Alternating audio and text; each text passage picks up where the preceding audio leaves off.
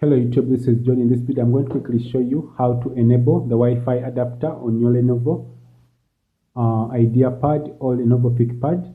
So first of all, you're going to go to the BIOS system by clicking F2, and this will take a few seconds to enter the BIOS system. Then during the BIOS system, we go to System Configurations. Configuration, this is information. You click the right arrow key. Then here you will see the Wi-Fi, the wireless LAN support is disabled, and this is why your computer shows a red X. And here we enable it so that we have Wi-Fi connections on our laptop. So this problem may come when your BIOS system goes to default settings. Sometimes these things go and disable themselves.